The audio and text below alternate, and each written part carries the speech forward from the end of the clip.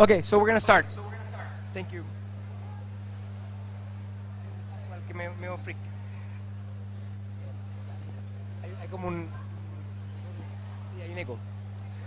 So, a growing, hungrier world. We're gonna start. Yes. Without.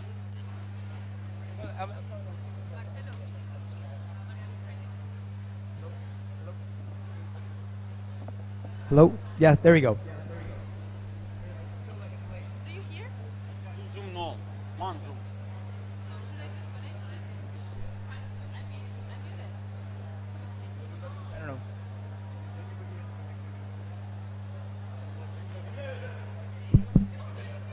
Hello. There's echo. This one is mute. Okay. I don't have a Zoom here. في حد تاني فتح زوم هنا؟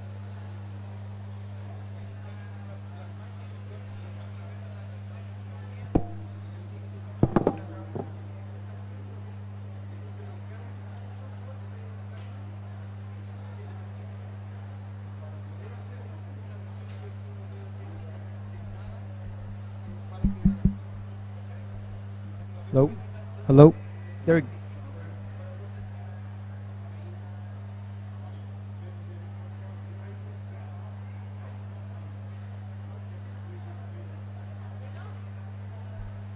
sound could be fine. I would mute this.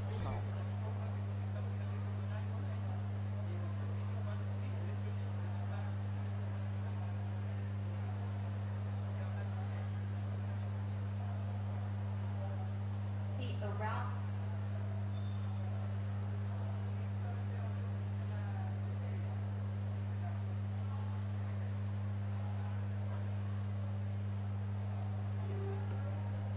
Hello. Hello. There's still echo.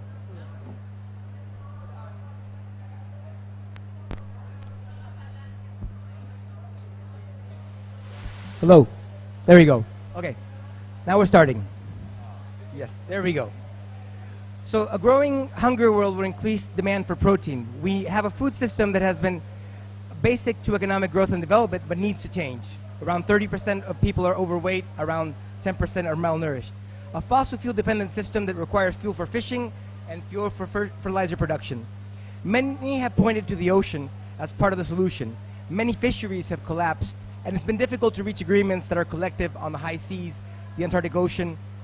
And despite progress on marine protection at a national level, we need to do more. How do we protect oceans from overfishing so we can keep the capacity to feed the world, from losing its capacity to capture carbon, from its capacity to protect us from natural disasters through ecosystem services? So today's panel will be on the blue economy, how to tackle the blind spot in the economy and industry. And we'll have a panel of four distinguished guests. We're going to start off, and I'll go through the full panel with Christophe Moquet from Université Côte d'Azur. We have also Nathalie Hilmi from the Scientific Center for Monaco, Tatiana Butova from also the Université Côte d'Azur, and we'll finish off with the Executive Director of MERI Foundation, Sonia Español. We'll start off with a presentation, and then we'll have a panel conversation. So the floor is yours, Christophe. Thank you for your introduction. So later on, I think that we're going to talk about coral reef with you, Nathalie, and at somehow also microalgae with you, Tatiana. So I'm here actually to talk about this blind spot, the bridge we have to create in a blue economy. And I will use higher education case. I think that higher education can help to bridge this gap. Actually, we are here together at the COP27, Sharm el-Sheikh. We are something like, sorry, the slides doesn't work. We are, like something 40,000 people. And we are supposed to find solutions together, solutions between scientists and society. And sometimes it's hard to find the solutions because we are here in the science pavilion, so researchers provide solutions, but sometimes science goes slow, science is full of contradiction, and it's something sometimes difficult to accept for the general public. So on the other side, we've got the economy, the industry, and the society, and they need immediate actions, immediate solutions. And so we have to connect both of these spheres, and I believe that education is the key. And here I'm talking about higher education. Because if we have a look to some of the challenges that we have to tackle with blue economy, I think we can use the idea of industry. What does industry need in blue economy? Industry needs scientists open to socio-economic aspects. Industry needs scientists able to understand what is an economic model. Scientists who knows what are the operational issues of the solutions they provide, and what is intellectual property.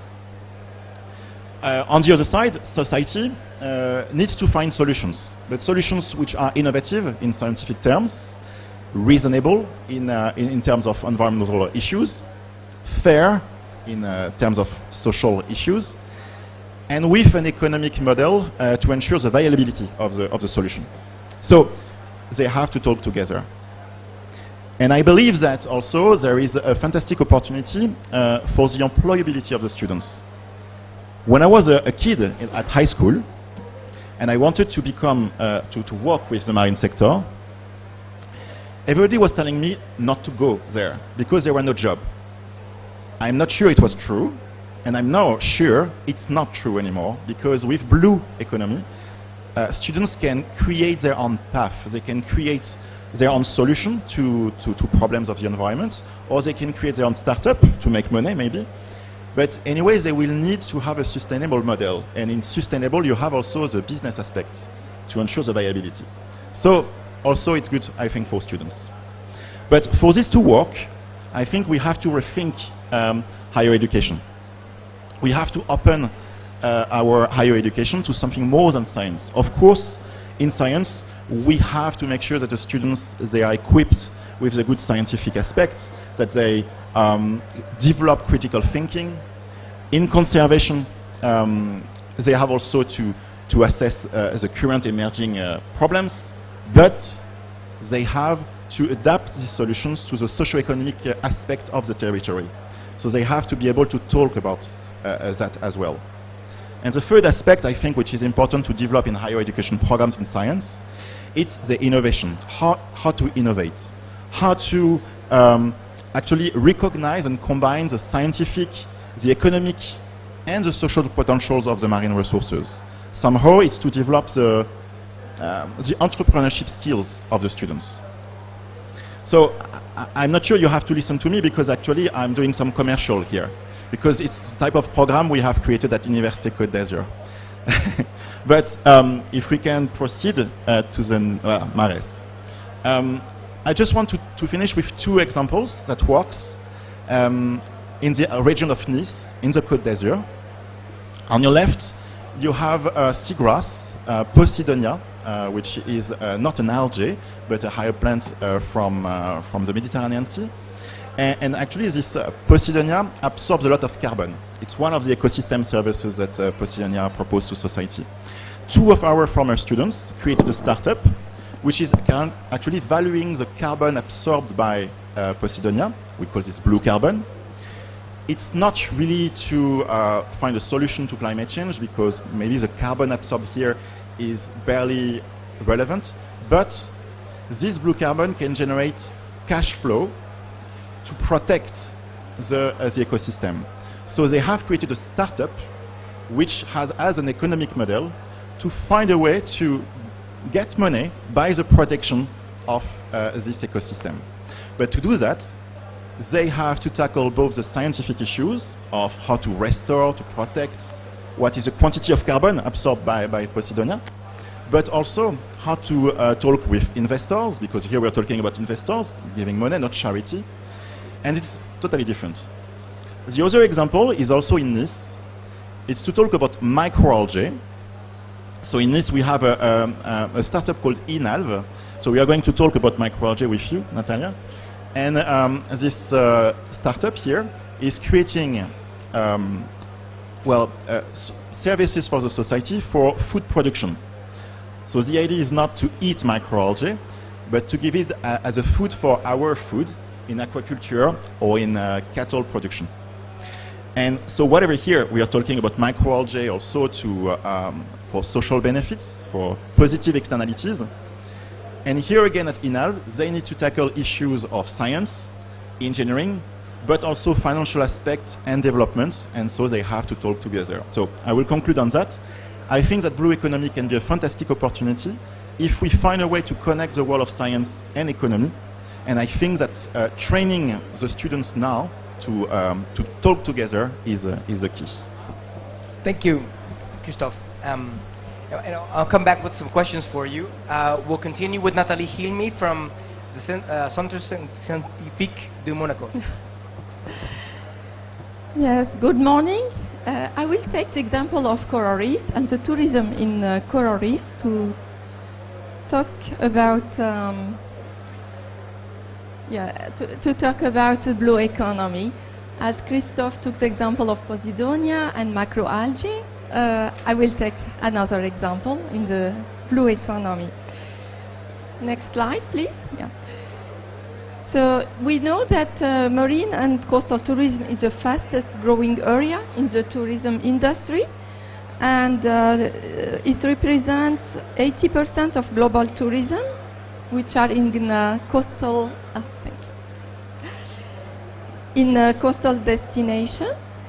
And the revenue from coral reefs represents $36 billion every year. So it's a lot.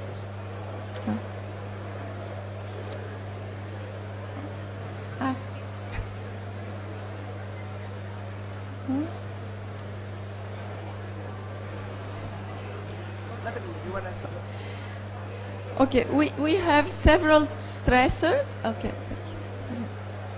Yes. No. Yes, thank you. We have several stressors for the coastal development, like constructions, wastewater discharges, eutrophication, and other kind of pollution, but also population density and direct interaction with the environment.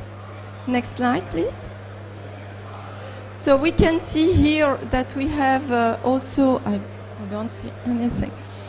We have significant stressors locally, like diving, but also the ships. And we have also coastal tourism with severe impact on, I cannot see well from my glasses.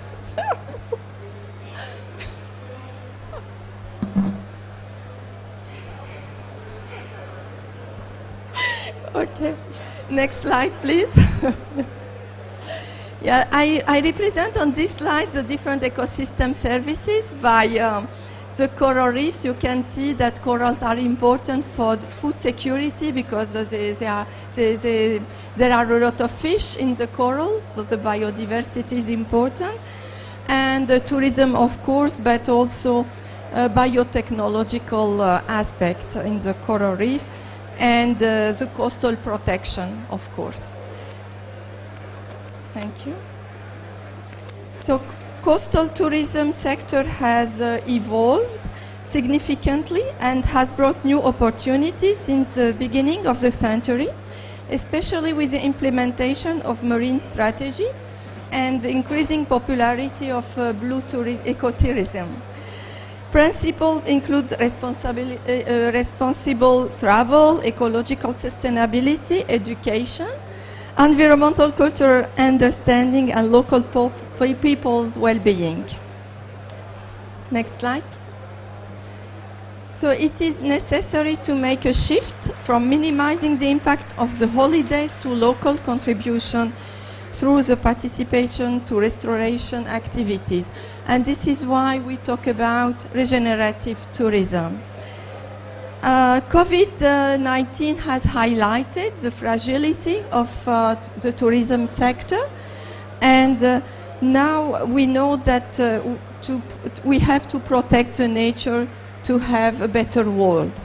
And coastal and marine tourism should be used as a tool for the vector of social change, sustainability, and restoration financing through the development of nature-based solutions and enhancement of ocean cultural literacy and conservation practices. Next slide, please. So, assisted evolution is currently considered the best strategy to counteract current and future threats to coral reefs by enhancing the performance and tolerance of their population. Coral gardening serves as a vector to enhance coral resilience and adaptation through human-assisted evolution to finally be transplanted in damaged habitats. However, scalability of such concepts and their implementation in ecosystem-wide management meet a major financial and logistical limitation. Next slide, please. Some examples of ecotourism are participation in coral reef restoration activities such as data collection, gardening, and transplanting supported by citizen science program to train. Such regenerative tourism and enable coral reef restoration to be for everyone, not really expert, to become self-sustainable. And it reduces coral reef restoration costs, increase the number of restored areas. Next slide, please. Provision of specialized guidance service like coral gardening for local people generates diversification and transformation of their livelihoods, resilience and recovery of key ecosystem for biodiversity enhancement and carbon sequestration. Socially, it brings changes in mind and change relationship we have with nature, livelihood adaptation to climate change, enhancing food security. So this is why it is very important to protect and conserve coral reefs. Thank you. Thank you, Tatiana. Sorry, Natalie, that was great and on time. And so finally, we're, in person, we're going to have Tatiana Budkova from the so Université Côte d'Azur, and so she'll give a presentation and finalize with Sonia and then a panel discussion. So the floor is yours, Tatiana. Okay, thank you very much. Good morning, everybody. Thank you for coming. So my name is Tatiana, and I'm a scientist. And I'm working in the Center for Materials Forming that belongs to the School of Mines of Paris. So what is School of Mines of Paris? It is a very old French institution for the higher education. But so the students are in Paris, but there are also many research centers where we are doing science. And 5 research centers, they are in the southern part of France, here near Nice. And we are part of the Université de Côte d'Azur, the French university, which is regrouping research institutions and Nice University there in the southern part of France. So I would like to speak to you today and to discuss about the use of the biomass. And I will give you the example of the biomass related to water. I will come back to the topic, which is the microalgae.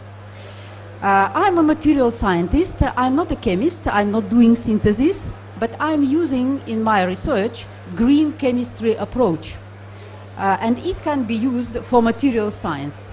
So there are several rules of green chemistry, and one of these is to minimize the waste.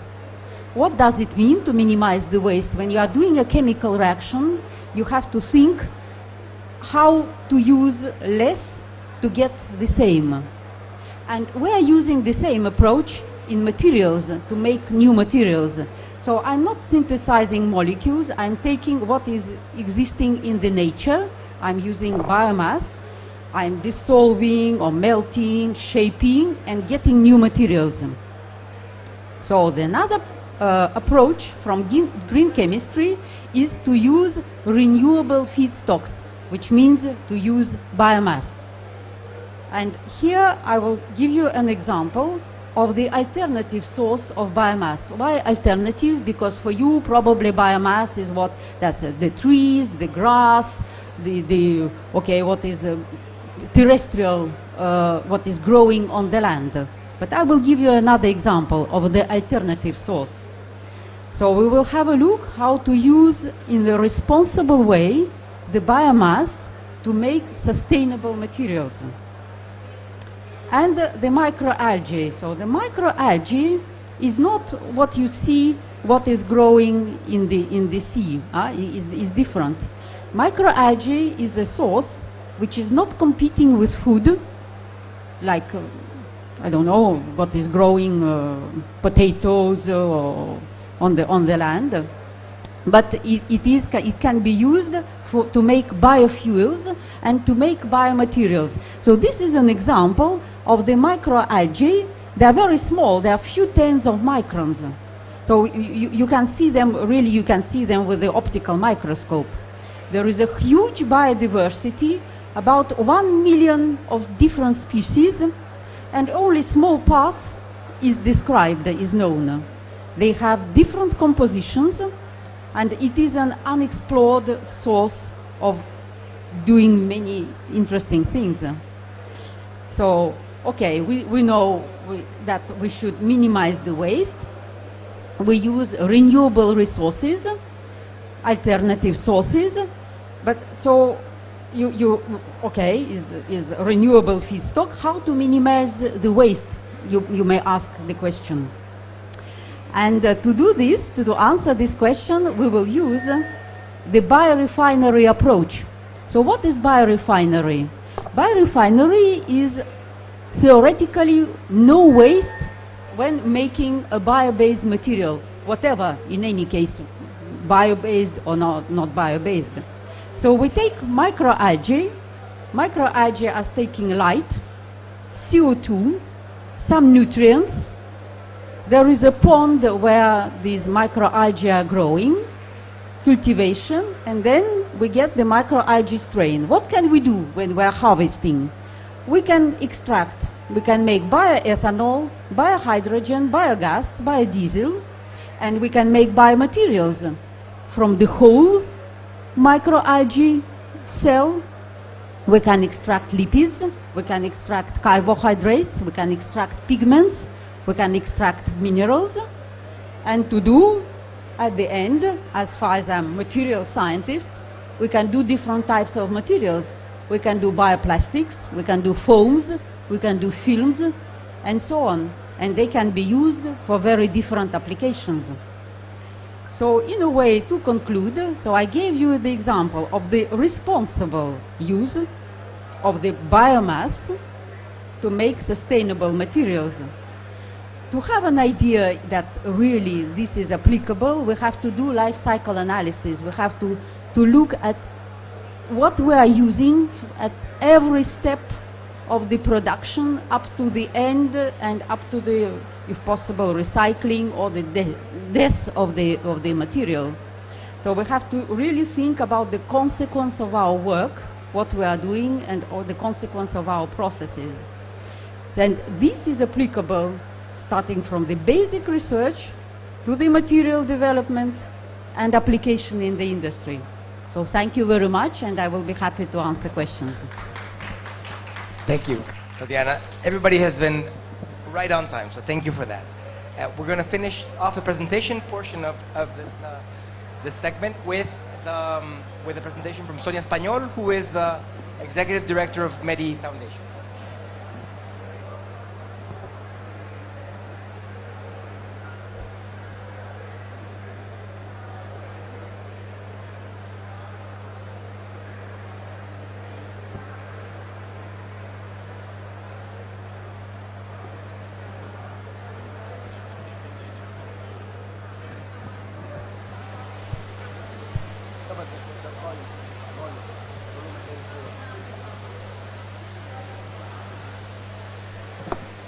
¿Nos escucha, Sonia?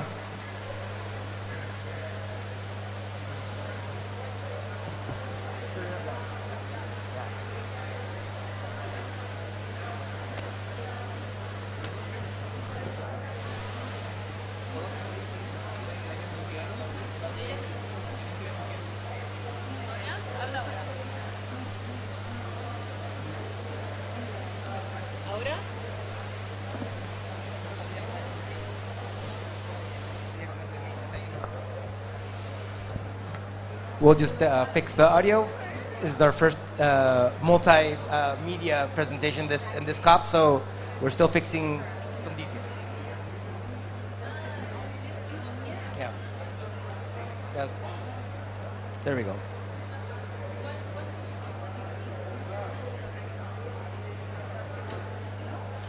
Sí, ahora sí.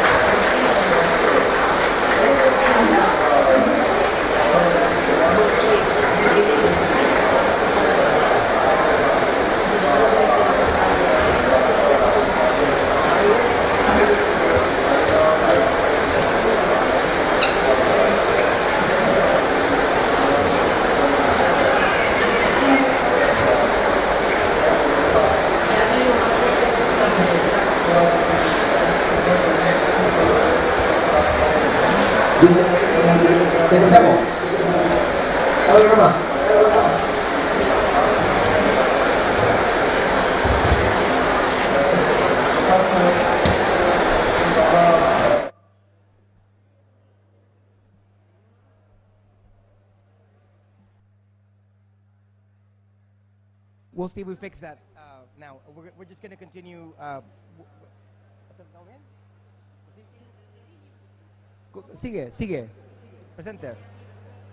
Y habla fuerte. Okay. So, in 2020, the Syrian Ministry of Environment added this project to institution, and already it was as one of the constituents to the environment and to mitigate climate change. And this is why this project is an example of nature resilience. You know that oceans lose half of the ocean in the earth, and this is thanks to the earth. Thanks to carbon. We helping not only in this ocean project, but also with the capture of millions of tons of CO2. Oceans are key because they regulate the climate and also provide 70% of the island protein that underpins all food safety. These waste are especially important because they utilize the ocean, the island, and the nutrients in the ocean are crucial for all the food chain. This project is a nature-based solution because oceans absorb more than 50% of the carbon emission into the atmosphere. And the waves are the species that most transport in the earth. 33 tons of CO2 in the earth. This project is also an example of evaluation of the ecosystem service with the objective to meet environment with economy. In 2019, Britain and other words concluded the main ecosystem service of waste issue. These were the reduction of waste in the economy through regulation in 3.8 million of words. The biggest carbon sequester of waste contribute around 1 million of words. The utilization of waste has been evaluated at 17 million of words, and the implementation of food waste and waste regulation, which is projected and analyzed in this law, has been evaluated at 2.8 million of words. In total, 1 single waste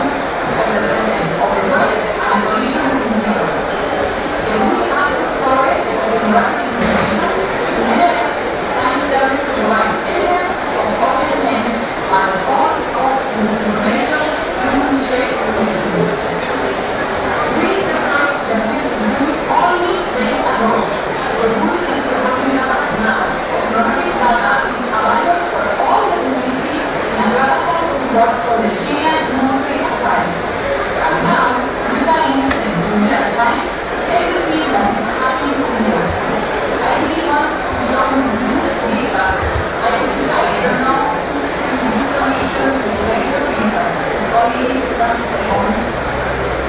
If you now see my screen, you can see the page that really allows all the data.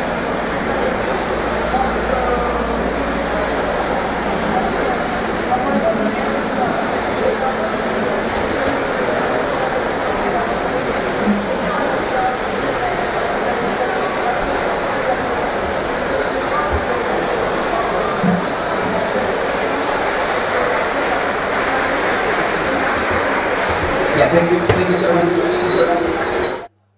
Oh, there you go.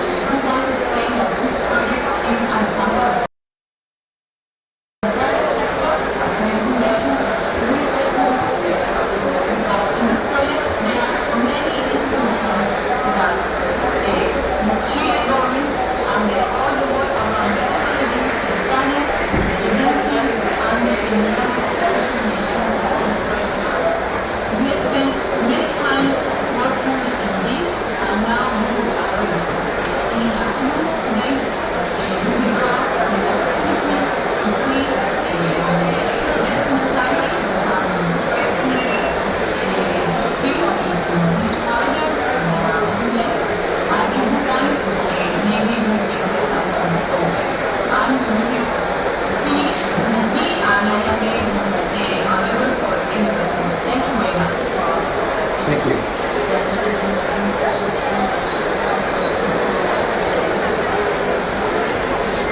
Thank you. So we'll continue. Thank you so much, Sonia. And I was in the launch of this buoy a month ago. It was very important. It went around the world. I think it's a very important innovation also to value ecosystem services, including the value of whales in the ecosystem altogether. So we're going to have a panel discussion. I have some questions from you, but if the public has any questions, feel free to raise your hand and we'll give you the floor. But I'll start off with Christophe. I myself, I'm a scientist, and we have to publish or perish, right? And obviously, the collaboration with industry is not easy to establish, obviously. Not every university has the correct incentives. So how do we align scientific research targets and indicators we have to meet with with incentives so there is collaboration with industry? Yes, that's exactly what I was talking about, like connections between these two worlds. So currently it's difficult because I think science and industry have two different languages with two different types of acronyms and jargons. So at some point I think it's really important they learn to talk together, but it's not easy now because once again they haven't been trained to do that. So I think education is important for the people who are currently taking decisions so that they can understand science, but also that scientists learn how to adapt their communication. It's really important because once again science is long, full of controversy, as I said, and industry needs immediate actions. So on the long term, what I was proposing here, it's really to integrate these aspects of decision making, of consultancy in the science programs, but it's on the long term because we have to train new students. And yeah, it's really important that we now also do some kind of executive education where we force them to talk together. And this will be the incentives because once again, for a solution to work for the society, it has to be innovative in terms of science, but it also has to work economically, otherwise the solution doesn't work. This is the main incentive, I think. So we'll continue with Nathalie. Nathalie, for this, and obviously it's always, and the thing is, if you have a dean that wants you to publish and doesn't care about projects with industry, then it's a little bit more difficult. And of course, we need to always include new knowledge, and so should be also incentives to place human capital in advanced human capital within the industry. So that's also embedded in the industry itself, I would assume. Natalie, I wanted to continue with you. Do you think have learned the lesson of how vulnerable tourism is to human-made disasters, starting from the pandemic and now looking into climate change? Do you think there's lessons to be learned, and have they taken them all into account? Yes. What we have learned from the pandemic, is it working? No. Yeah. Is it working? No. Okay. What we have learned from the pandemic is that tourism can be threatened by a pandemic like a COVID and something. What we should do is to protect if they don't have an economic value from tourism, because they have other values. For example, the coral reefs, they have the food security value also, because they give a protein intake for many population, they protect the coast, and they have cultural and spiritual values as well. So I think we should, for policymakers, it is important to give a value to the ecosystems, and they can understand what is monetary, so they know why they should protect it or conserve it. As a follow-up, yes, on that, it's to reply to your question. So incentives for scientists. It's really difficult to convince decision makers to protect, because we all like nice fish in the seas, but at some point decision makers have to make decisions with budgets. And here, going further than tourism helps scientists to convince decision makers to say, okay, do not destroy mangrove, because mangrove can reward you with these ecosystem services, not only tourism to build a hotel, but by protecting the shoreline, by nursery for fish. So I think it's one of the incentives for scientists is to be heard by decision makers. And just to conclude also, it's interesting to protect an ecosystem when it's valuable with a lot of millions per hectare and per year, but it doesn't mean that we should not protect an ecosystem which is less valuable. So it's not the solution for everything, but it's one when it works. Yes, I can continue on mangroves. For example, mangroves sequester the carbon, and we can have a value of this carbon sequestration. And if we take it to the market, where it can give more money to the countries that have carbon.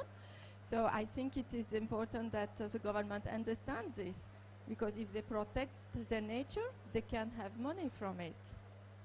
True, and the benefits from resilience, from healthy ecosystems is much higher, and the cost to replace that infrastructure with green infrastructure would be much higher. We'll continue. I got a little noise here, but we'll pass. We'll continue with Tatiana. I wanted to ask you, so you work on green chemistry. How do we ensure that green chemistry application is carried out at a scale that it does not replicate the mistakes conventional chemistry have made? Look, it is true that probably for general public, chemistry has a bad image. Partly it is true, but partly it is not true. And the reason of the green chemistry is exactly to break this bad opinion of the general public to the chemistry. That's why there are these several approaches. I gave the example of two. For example, to minimize the waste, to use the biomass, to minimize the energy when you are doing synthesis. So I hope that in the future, the opinion on chemistry with the approach of green chemistry will be changed, and will be changed to the good side. And this is what we are doing in our research. And I would say that young generation is very sensitive to this. They are really, maybe without having, you know, these principles of green chemistry stick on the wall, they have in the mind of using, not using toxic solvents, if it is possible not to use, how to minimize the energy. I can give you the example. We are developing a new material, for example, for thermal insulation. And the process we are using for the time being is very expensive. So one of the targets we are discussing with my PhD students is how to decrease the price, or how to decrease the energy that we are using to make this material. It is in the mind. So I'm very confident in our future, and thanks to the young generation that have this in mind.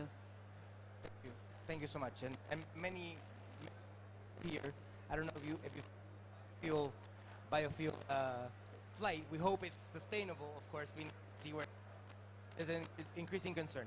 So I'll just close off the panel because it's going to be able to connect. But I want to thank you. We have conversations about the link between science and industry. Of course, the valuation of ecosystem services in the context of tourism, the value of green chemistry. We see the value of some of the services that we take for granted, including whales in the carbon cycle. So I want to thank you for the first MERI panel, and so thank you, and we'll see you for next time. Yeah. Thank you.